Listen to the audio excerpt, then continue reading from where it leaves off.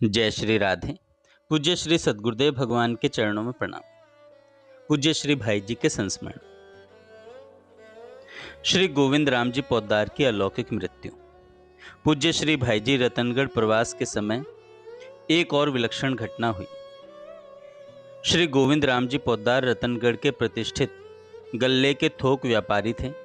व्यापार में बड़े ईमानदार और स्वभाव के बड़े सरल थे। व्यापार का अधिकांश कार्य इनका लड़का और मुनीम देखते थे। ये प्रायः अधिक समय नाम जप करते रहते थे। पूज्य भाई जी पर इनकी अटूट श्रद्धा थी, पर इसे बहुत कम व्यक्ति जानते थे। पूज्य भाई जी के सत्संग में नित्य जाते थे और पूज्य भाई जी की रुचि का ये बहुत आदर करते थे। इसका एक उदाहरण ही यहाँ पर्याप्त होगा। एक बार रतनगढ़ के करोड़पति सेठ के परलोक गमन पर द्वादशी का ब्राह्मण भोजन था, जिसमें रतनगढ़ के सभी ब्राह्मणों को निमंत्रण था। पर कुछ ब्राह्मण आसपास के गांवों से बिना निमंत्रण के आ गए थे, जिनको वहां भोजन नहीं कराया गया और वे निराश और भूखे लौटने लगे। यह बात पूज्य श्री भाई जी के पास पहुंची तो पूज्य भाई जी से रहा न गया और चल पड़े ब्राह्मणों को भोजन कराकर लौटाना है। जब इस बात को श्री गोविंद राम जी को पता लगा तो उन्होंने उन सभी ब्राह्मणों को लड्डू पूरी साग बनवाकर बड़े ही आदर प्रेम से भोजन करवाया और दक्षिणा देकर विदा किया तथा पूज्य भाई जी को सूचना दे दी कि आपके संकल्प के अनुसार कार्य की व्यवस्था हो गई है। पूज्य भाई जी यह सुनकर बहुत प्रसन्न हुए। एक दिन पूज्य भाई जी के सामने गदगद स्वर में बोले कि अपनी करनी तो ऐसी नहीं देखता भाई जी, पर आपकी दयालुता की ओर देखकर एक प्रार्थना करना चाहता हूं। गोविंद राम जी बोले, भाई जी, अपनी करनी तो ऐसी नहीं देखता, पर आपकी दयालुता की ओर देखकर एक प्रार्थना करना चाहता हूं कि अंतिम समय मुझे भगवान के दर्शन कराने की कृपा अवश्य करें। पूज्य भाई जी ने उत्तर दिया कि आपकी निष्ठा हो तो कौन सी बड़ी बात है। मृत्यु के कुछ समय पूर्व ये बीमार हो गए। पीठ पर विषैला फोड़ा हो गया, जिसका विष शरीर में फैलने लगा। डॉक्टर निराश हो गए। पूज्य भाई जी ने बीच बीच में उनसे मिलने जाते तो वे भगवान की दर्शनों वाली बात उन्हें याद दिला देते। पूज्य भाई जी बीच बीच में उनसे मिलने जाते तो वे भगवान के दर्शनों वाली बात भाई जी को याद दिला देते। स्थिति गंभीर देखकर पूज्य भाई जी ने उनके समीप अखंड संकीर्तन शुरू करा दिया। वे भी भरसक नाम जप की चेष्टा करते रहे। कार्तिक शुक्ल 15 विक्रम संवत 1900 एक दिन एक व्यक्ति उनके घर से दौड़ता हुआ पूज्य भाई जी के पास आया कि उनकी स्थिति बहुत खराब है, आप जल्दी चलिए। पूज्य भाई जी पूज्य बाबा को साथ लेकर उनके घर गए। पूज्य भाई जी समझ गए कि अब ये थोड़ी देर के मेहमान हैं। भाई जी ने बाबा को कहा, जब तक मैं ना आऊं तब तक आप मत जाइएगा, मैं जल्दी ही आता हूं। बाबा बीच बीच में उन्हें आश्वासन दे रहे थे कि नाम मत भूलिए। उन्होंने बड़े करुण स्वर में कहा, स्वामी जी, तकलीफ बहुत है, नाम लिया नहीं जाता। मृत्यु के 2 घंटे पहले पूज्य भाई जी अपनी मस्तानी चाल से चलते हुए आए। ऐसे समय में पूज्य भाई जी की एक विलक्षण मुद्रा हो जाती थी, एक गंभीर प्रसन्नता पूर्ण मुद्रा, मानो किसी को पहुंचाने आए हों। पूज्य भाई जी उनके पास बैठ गए और बोले, नाम जप कीजिए, सामने भगवान को देखिए। हठात तेजी से नाम जप करने लगे वे। पूज्य भाई जी बोले, देखिए कितनी तेजी से नाम जप हो रहा है। सब लोग देखने लगे, कैसा जादू हो गया। अभी कुछ क्षण पहले पीड़ा के कारण नाम नहीं ले पा रहे थे, अब जीभ मशीन की तरह नाम ले पा रही है। पूज्य भाई जी खेल की तरह सब लोगों को बुला बुलाकर दिखाने लगे। बोले, देखो कितना सुकृत प्राणी है, कितनी तेजी से नाम जप कर रहे हैं। लोग हक्के पक्के देख रहे थे। पूज्य भाई जी ने उनसे पूछा, क्यों, भगवान के दर्शन हो रहे हैं ना? उन्होंने गर्दन हिलाकर अपनी स्वीकृति दी। पूज्य भाई जी बच्चे की तरह उपस्थित लोगों से कहने लगे, देखो देखो, ये कहते हैं मुझे भगवान के दर्शन हो रहे हैं। अब तो लोगों के पूछने का तांता सा लग गया। उपस्थित परिवार वाले सत्संगी लगभग 20-25 व्यक्तियों ने उनसे पूछा, क्या भगवान के दर्शन हो रहे हैं? और उन्होंने प्रत्येक बार गर्दन हिलाकर अपनी स्वीकृति दी। आंखें बंद थी पर पूर्ण चेतना थी। सन्निपात का कोई चिन्ह नहीं था। पूज्य भाई जी बार बार लोगों से कहते, कितनी विलक्षण बात है। विलक्षण ढंग से मुस्कुराते रहे। इसके बाद पूज्य भाई जी ने स्थाने ऋषिकेश तब प्रकृतिया वाली स्तुति की एवं बाद में गीता जी का 7वां अध्याय सुनाया। मानो ज्ञान दान कर रहे हैं। इसके बाद उनके प्राण निकले। पूज्य श्री भाई जी के एक और परिकर हुए, जिनका नाम था विरही भक्त रघु जी। भूल से, प्रमाद से या जानबूझकर लोगों को ठगने के लिए भक्त या संत का सा वेश बनाने वाले या संतोचित वाणी बोलने वाले लोग बहुत मिलेंगे।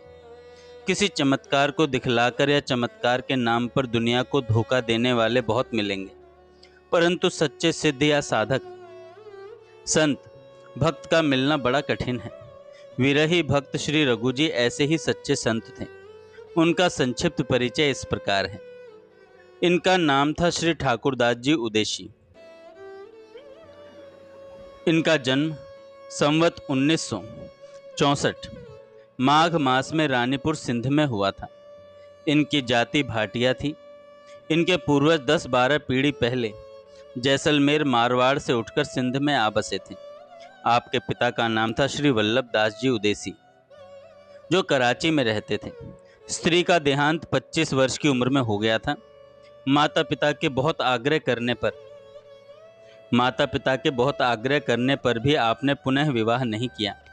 इनकी माता का देहांत कुछ ही वर्षों पहले हुआ था। कराची में FA तक पढ़ाई करने के बाद 3 वर्ष तक बंबई में पढ़े और वहां BCom की परीक्षा देकर कराची लौट गए। बंबई में किसी महापुरुष के संग से आप श्री राम की उपासना करने लगे। उपासना की बड़ी लगन लग गई। भगवान के ध्यान और नाम स्मरण का अभ्यास उत्तरोत्तर बढ़ता गया। बोलना चालना कम हो गया। धीरे धीरे भगवान के नाम और गुण सुनकर हृदय द्रवित होने लगा। तदनंतर किसी मित्र से कुछ सुनकर आप गोरखपुर आ गए। यहाँ कुछ दिन रहकर फिर कराची लौटे। पिताजी ने काम धंधे की बातचीत की, पर इनका मन दूसरी ओर जाता ही न था।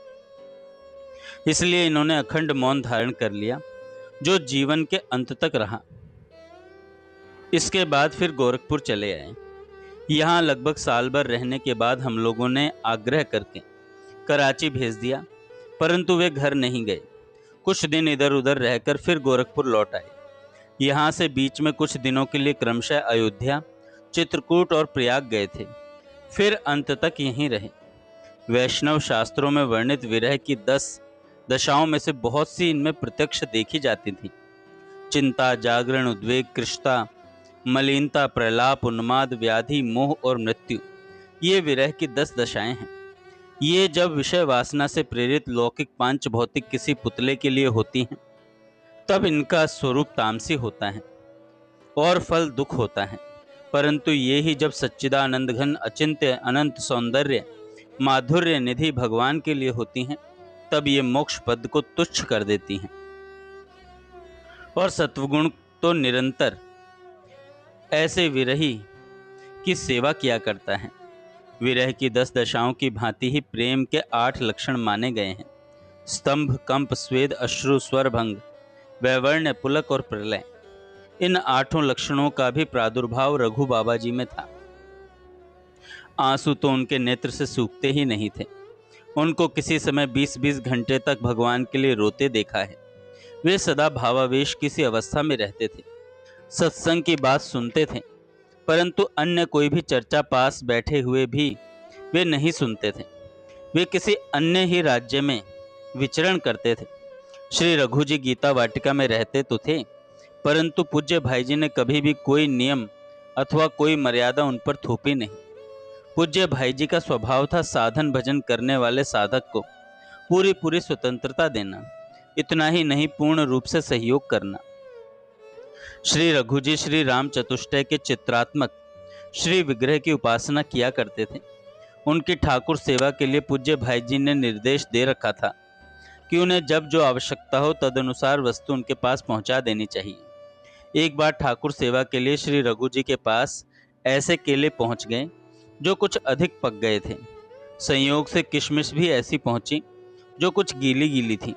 श्री रघु जी उन किशमिश और केलों को लेकर पूज्य भाई जी के पास गए और स्लेट पर पेंसिल से लिखकर अपनी टूटी फूटी हिंदी में कहने लगे, मेरे प्यारे प्यारे कोमल कोमल अति सुकुमार कुमार श्री रघुनाथ जी के लिए क्या ऐसे केले और ऐसी किशमिश।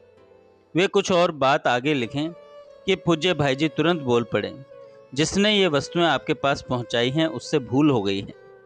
इन्हें भगवान के सामने कदापि निवेदित नहीं करना चाहिए। मैं अभी दूसरी व्यवस्था करता हूँ।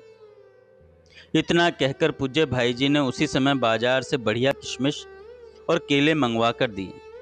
इसी के साथ पूज्य भाई जी ने अपने सहयोगियों को स्थायी निर्देश भी दिया कि श्री रघु जी की ठाकुर सेवा के लिए कभी कोई हल्की अथवा दागी वस्तु न जाए। भाई जी के इस आदेश का पालन सदा सावधानी पूर्वक होता रहा। किसी भी साधक की साधना का पूज्य भाई जी बड़ा ध्यान रखते थे। वे भगवान श्री राम के अनन्य उपासक थे। भगवान श्री राम के एक चित्रपट की पूजा करते थे। वह चित्रपट उनके लिए बहुमूल्य वस्तु था। वे इसमें साक्षात भगवान को देखते थे। इनका दर्शन वे किसी को नहीं कराते थे। कंगाल के धन की भांति सदा इन्हें छिपाए रखते थे। दिन रात रघु रघु रघु नाम का उच्चारण मन और वाणी से करते थे। इसी से उनका मन रघु जी पड़ गया, उनका नाम रघु जी पड़ गया। बहुत दिनों से मौन थे। एक बार इतना बोले थे बस, एरी मैं तो प्रेम दीवानी मेरो दर्द न जाने कोई। रामनवमी का उत्सव मनाया, एकादशी का निर्जल व्रत किया, रात को नियम अनुसार स्वाध्याय करते रहे। एक साधक को बुलाकर उनसे जटायुकृत अंतकाल की स्तुति 2 बार सुनी और द्वादशी को प्रातःकाल प्रयाण कर गए। शरीर त्यागने के पहले दिन तक उन्होंने स्वयं कुएं से जल निकालकर अपनी नित्य क्रिया की। न किसी से सेवा करवाई, न प्रणाम कराया। बड़े ही छिपे और सच्चे भक्त थे। जय श्री राधे।